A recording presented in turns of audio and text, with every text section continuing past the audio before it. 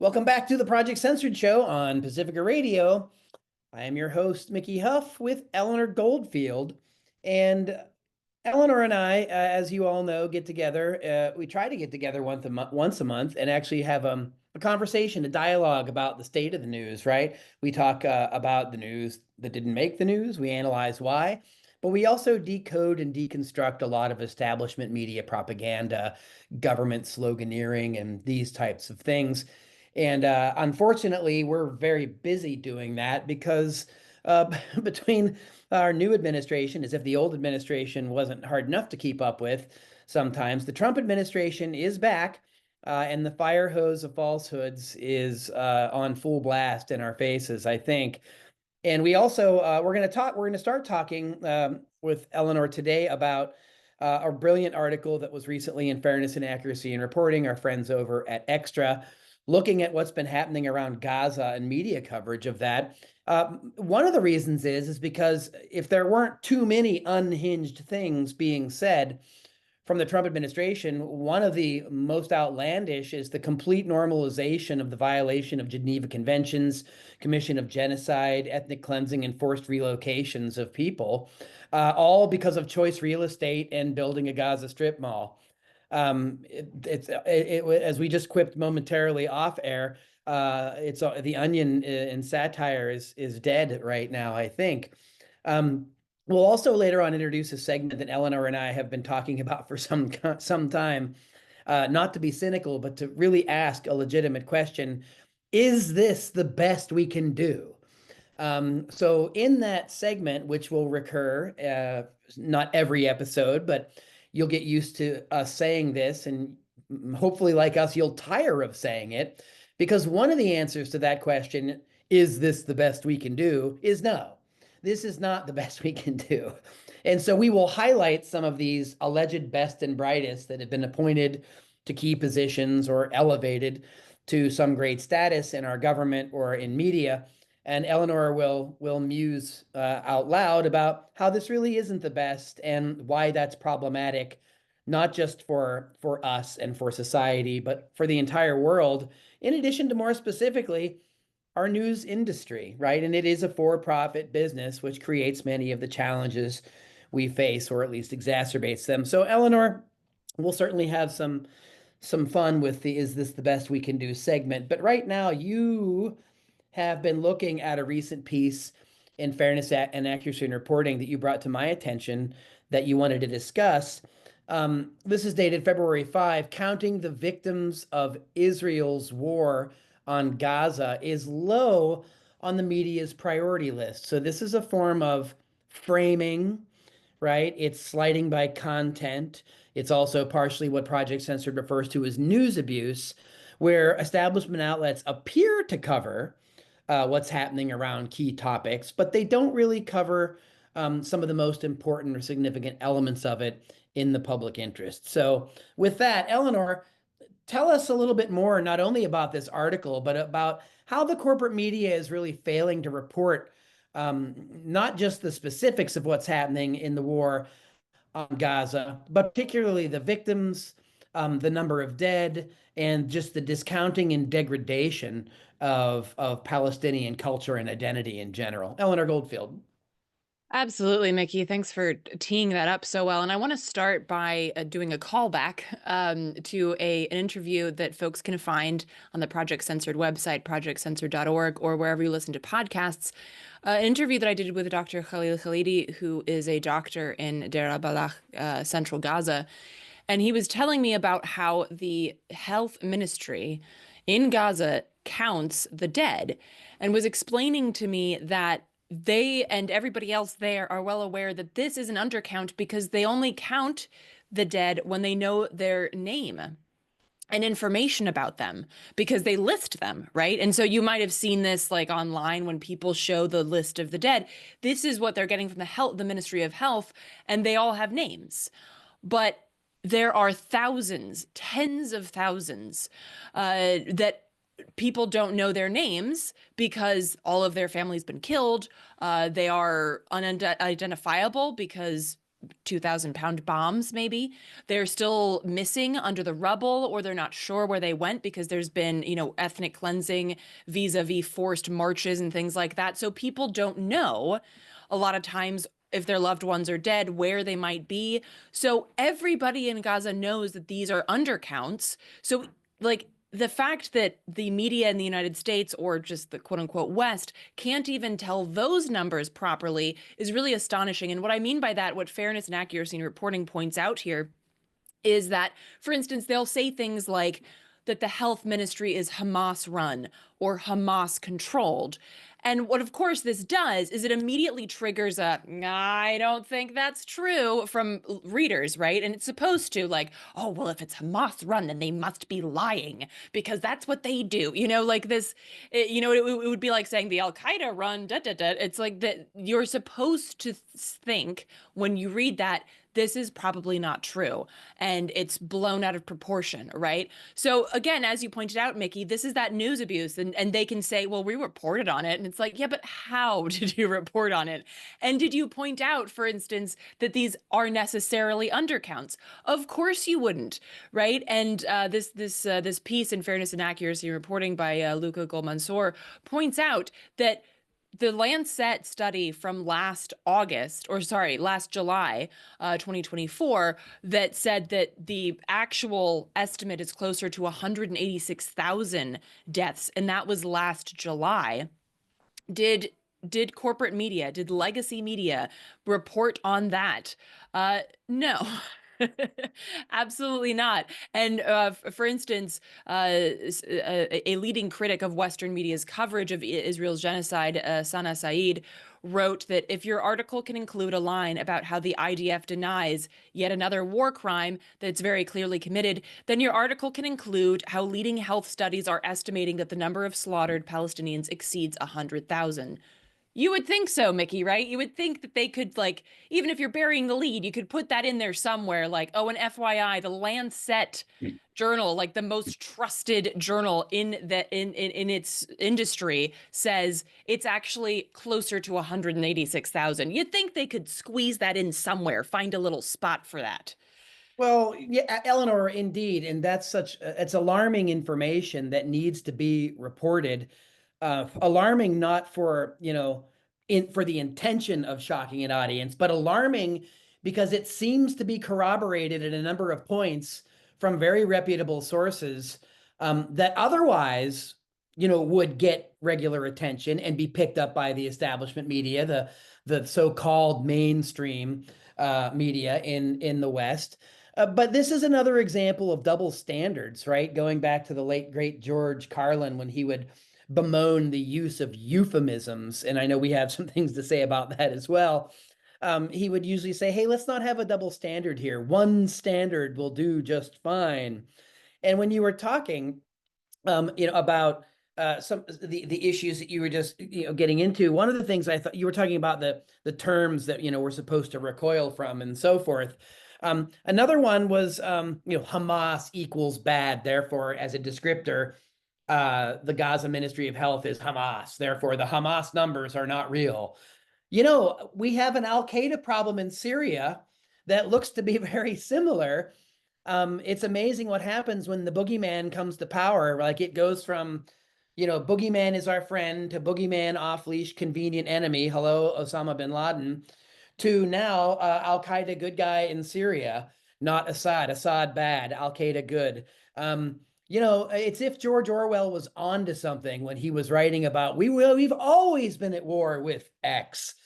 Such instrumental overviews of how propaganda works and who it works on and who it works for.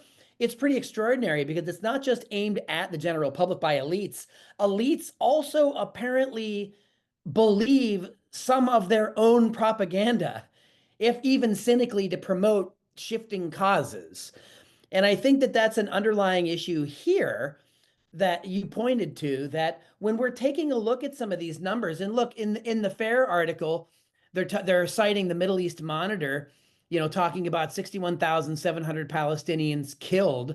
That doesn't go as far as the numbers in the Lancet. And like you were just saying, The Lancet stuff was from last year. And I don't want to turn this into a numbers game or a statistics game, because the most important thing is that these numbers represent the lives of people that have been utterly failed by international systems of justice, international law. They've been completely killed, one would say, in the open, right? The open air prison of Gaza, uh, under uh, not under the Western press, but there are people, as you know, reporting from Gaza. We've had them on our own show. Over 200 at least journalists being killed in Gaza. You would think that the press would at least be interested in their own in the profession. But this kind of gross undercounting, again, there's patterns for this. You remember the overcounting of the body counts that came out of the Vietnam War, right? Which is what led people like Tommy Franks to say at the beginning of the so-called war on terrorism, we weren't going to do body counts anymore, except if we were going to undercount the number of people dead, like when they were trying to pretend that we only killed 87,000 people in Iraq in the second invasion.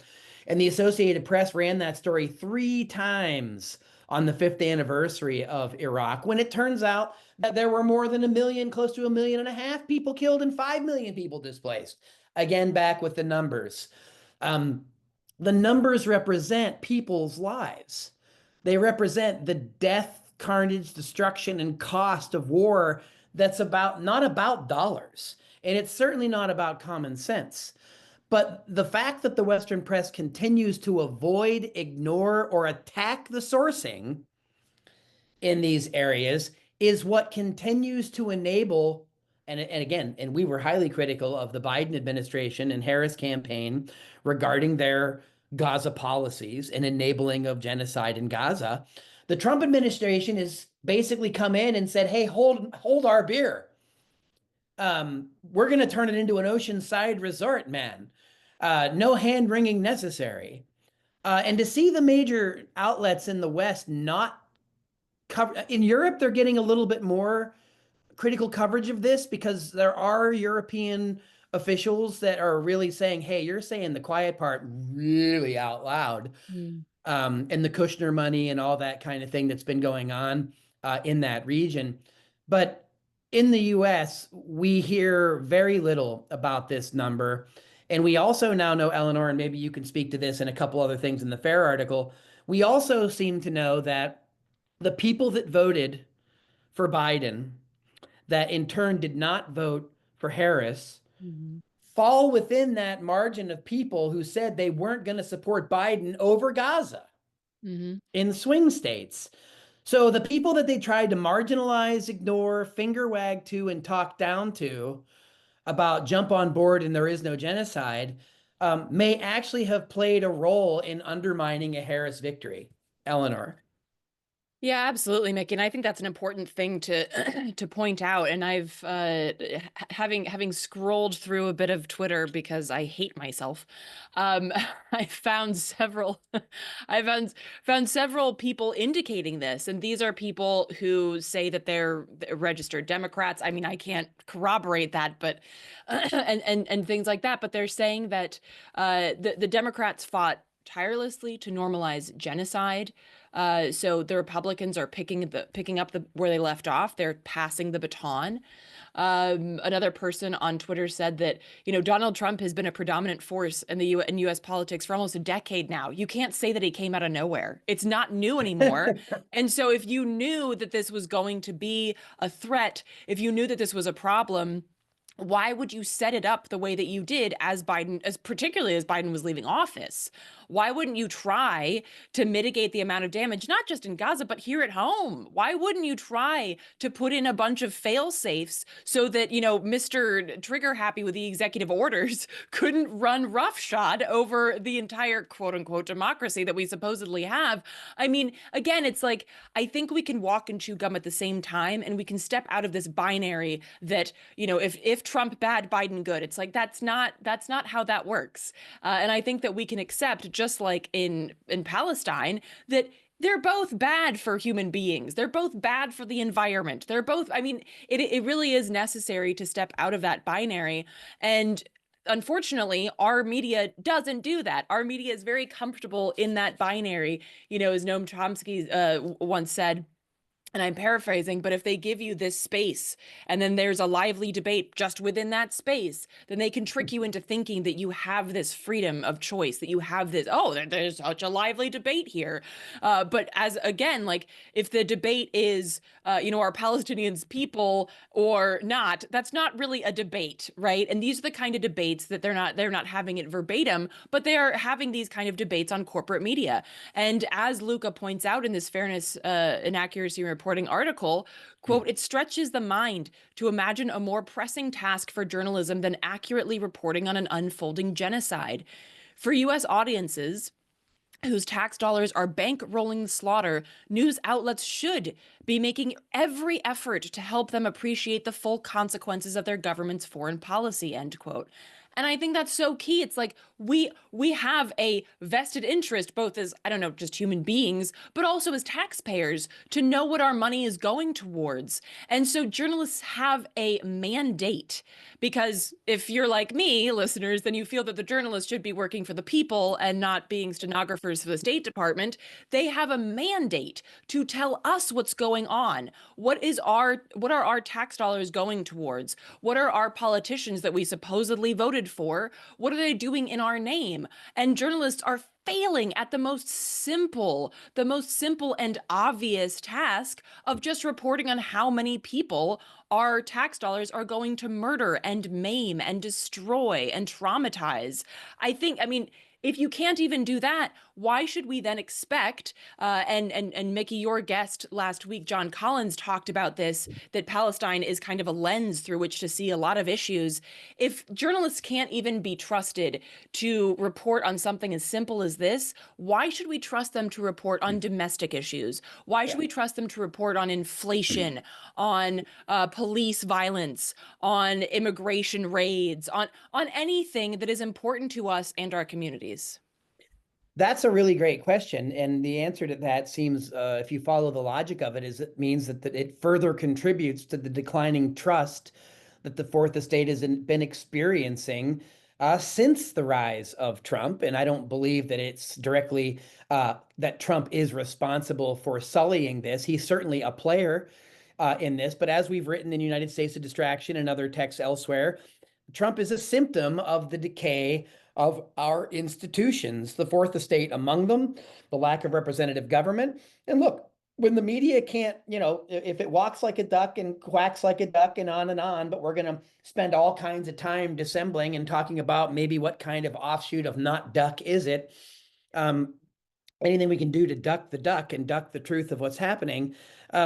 We've simultaneously then not only contributed to the further decline of this trust, but we're also seeing the media kind of be silent about when their own are called out. Not only silent about the deaths of journalists in Gaza, but I'm reminded of what just happened on the outgoing Anthony Blinken press. It was more like a self-hagiographic statement about how great he was.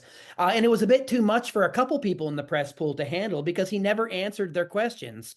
One being Max Blumenthal, who got up and was walking out knowing he was going to get kicked out, asking questions about conflicts of interest and things Blinken didn't want to answer. And the other was Sam Husseini, who was violently carried out, just was blurting out questions. And of course, Blinken says, trust the process. Well, if the process is we're not going to answer your questions and we're going to remove you when you try to answer them as a journalist, why would you trust that process? And if you were a journalist sitting in the room next to Sam, even if he was saying things out loud, why would you allow him to be forcefully be removed? I mean, that is such a damning statement about the conformity, right, that exists in the press, that they're out to protect their own small niche interest, to get their little question in, to get their stenography in, to be breaking news for the end of the day about how great Blinken did. I mean, it's not journalism. No. It's complete propaganda. And the fact that that was also caught on video, right? And the fact that there were only a handful of organizations decrying it, right? Where there were a bunch of other people. CNN went on to call him, a heckler and a hack and a not journalist. I mean, This is absolutely amazing to see this kind of thorough betrayal. And it actually, is another version, a lesser version of, but I think related to the way in which that we saw Luca Goldmansour end the Fair article when they wrote, Israel's assault on Gaza has been the first genocide live stream for the world to see. Journalists have more tools at their disposal than ever before to glean what information they can. Western media's failure to do so will be recorded in history. And history may not be very kind to us, Eleanor. And I would believe that if journalists do act as if they are the first rough draft of history, they really need to get busy being sure that as rough of a draft of it is, it's as accurate and in the public interest as possible.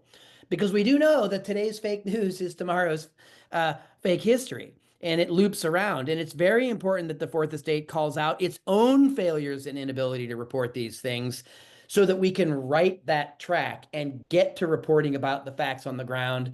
And then we would actually have a press where if the Lancet is having a study that's projecting more than 100,000 dead, then the American public should be told that.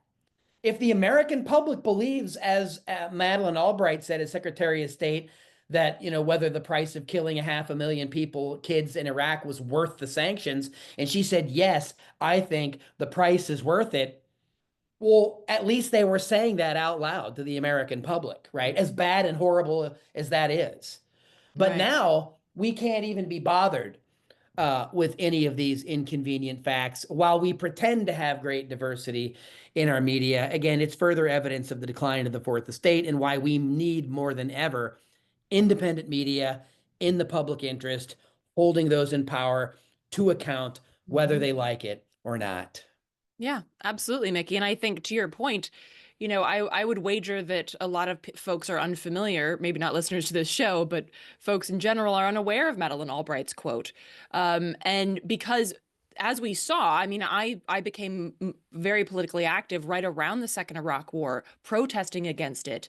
Even places like Charlotte, North Carolina, which is not known as a progressive as a progressive spot. There were a lot of people out in the streets that were against the war. So it's quite clear that across the political spectrum, whether you're libertarian and don't like the idea of war, or whether you're, socialist and you don't like the idea of war for different ideological reasons, the majority of Americans don't want a lot of war. That's not something that Americans typically want. And so the media, via or in cahoots with the state, know this, and so they have to kind of sell it, manufacturing consent. So how do you do that? Well, you gotta massage the truth. You gotta do some news abuse. You gotta do misinformation and disinformation. You have to do all of those things that we talk about a lot on Project Censored. You have to use euphemisms, and I'm gonna share here Asal Rod, who's on Twitter at Asal Yes. Rod, had a great list. It's a very simple tweet. And she writes words they use when it's propaganda: displacement, leave Gaza, as if you're just going for a walk, move Gazans, as if they're a couch, relocation, resettlement, like you're resettling your parents or something. But nothing Trump, about settler colonialism. We can talk about their resettlement, but yeah. not the settlement that's coming in to replace them. Of course.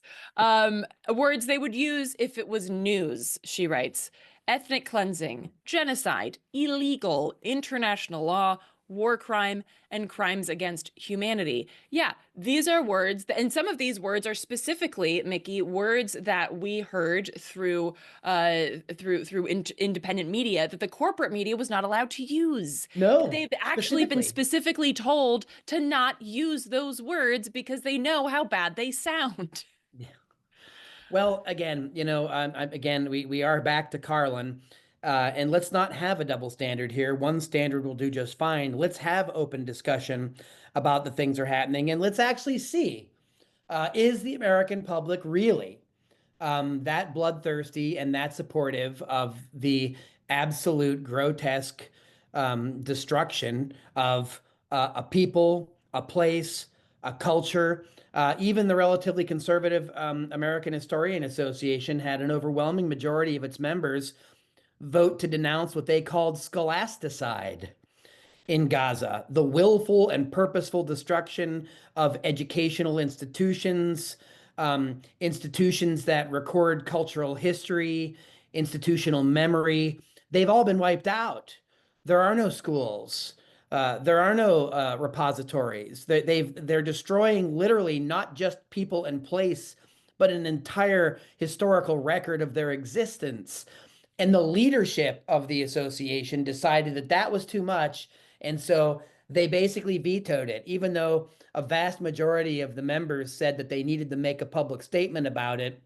The historians were too cowardly at the end of the day to acknowledge the will of their own membership around this issue. And to see such politicization of historians, the degree to which that they would willfully stifle majority views within their own ranks while claiming they said, well, we allowed them to speak out. We allowed them to hold the vote. We're just not going to do anything about it. Right? It's almost it's a cynical microcosmic sort of analogy as to what we see happen at the United Nations on the regular with the Security Council, with hundreds of countries are on record saying, but these two countries say no dice, therefore nothing happens. We did let you have your say for the record, but nothing will be done. It's a bit like the United States, to be honest, which Princeton University proved was an oligarchy back in 2014. Yep. That we let you vote, we let you do the thing with the ballot and the initiatives and everything, and it's just that we're not going to do the thing. We decided that we don't want to. I mean, you see this from the micro level, the local, like city councils and things like that, of course, to the federal level. I mean, this is just this is just how it's done. And I think I could ask this question for the journalists and for the Historical Association, as well as for the government. Is this the best that we can do? I mean, really, is this the best that we can do with the people who are supposedly in control of our history and teaching it to the next generation? Is this the best that we can do with journalists who refuse to tell the truth so that they can protect U.S. empire? I mean, it's not rhetorical. Is this the best that we can do? No, the answer is no. And that was a lovely way to kick off this part of the segment. We'll just rage right through the debate this time, or I'm sorry, rage right through the break this time and continue with the theme. It's fitting that we're starting with this. Is this the best we can do by looking at our major education institutions, our media institutions? Clearly, the answer is no, this is not the best we can do. This is why we have unschooling movements. This is why we have great faculty pushback around some of these administrative-driven policies to try to co-opt certain movements. And then when students actually apply things like diversity, equity, and inclusion to Gaza and Palestinians, all of a sudden, hey, no, you can't protest social injustices against people of color over there. And, I think young people are smart enough to sniff out that kind of hypocrisy, and it's degrading to our institutions of higher education. And it's actually very disrespectful of our young people and students that we don't think they're smart enough to figure out what's going on, despite the fact that they live under a barrage of lies, right? And teachers, back to James Lowen, lies my teacher told me. The classic text really went back to look at when you teach people not only don't teach people things, but when you purposely teach them things that didn't happen to bolster a certain narrative, you're doing an extraordinarily long time disservice, not only to those people and their lives and the communities in which they exist, but the subjects around which they prevaricate. And that's the crisis. It's a long-term generational thing where, I mean, I've been teaching college for 25 years. I still have people coming into classes, right? I've gotten older. They've stayed the same age, riffing on Dazed and Confused there, but for different reasons. The same age that they're staying at is they're coming in and saying, we didn't know that happened. I wasn't born during 9/11. Nobody told me that Saddam Hussein had nothing to do with 9/11. But yet you go back and look at those history textbooks, and it's only belatedly that they're like, yeah, and after the WMDs were never found, and the American public wondered what Saddam had to do with it, and not really much. And then they kind of move into the next chapter. There's no consequences. There's no self-analysis of historiographically how that's damaging to so many levels of our society, institutionally, to individuals. That I think it's important that we do call out, is this the best we can do? By looking at our educational institutions, the historical profession in general, and of course, the entire Fourth Estate at large. We have independent journalists showing us that we can do better. We have radical historians and academics that show us, from Paulo Freire on a critical pedagogy, that we can do better. We can ask the right kinds of questions to empower people to create a more egalitarian and a better world for all people. But we choose to settle for the mediocre. We choose to settle for political placement and optics over substance. And we do it across the spectrum. And Eleanor, one place where that screams naturally is the latest spate of cabinet appointments that we've seen, right? Where we see, a Fox News reader be put up to run the Pentagon, the U.S. military, to run the largest military apparatus in the world. The guy had a disgraced military history himself. He has almost no qualifications to run the Pentagon. Not to get personal, but he also has plenty of other challenges in his own life, from addiction, which is no laughing matter and no reason to degrade someone, but it's related to other things that he's done in his life that have been very harmful to people, particularly women, as a misogynist and someone that's committed sexual assault. Well, I guess if we have somebody at the top that's guilty of varying degrees of sexual assault, we can only expect that runs downhill. But Eleanor, riffing on, is this the best we can do? Anybody else other than, say, Hegseth, that came to mind here at the Department of Defense, or what we should accurately call the War Department? Yeah, exactly. What are we defending against? Yeah, Um, peace, I would say. yeah. Yeah, Mickey. I mean, I'd say not to try and like throw a blanket over this, but I'd say kind of all of it, because I want to make it clear that this has nothing to do with, like you said, like addicts, the idea that you can't be reformed if you're an addict, or I've seen a lot of people throwing out there like, oh, well, they're just making fun of poor white people. First of all, nobody that Trump has picked is poor. So let's just put that one out there real quick, first of all. And secondly, this has nothing to do with looking down on people because they haven't had the same education that you have, but it is about who do we want to be our leaders if we're agreeing that we want leaders in this context that we live in.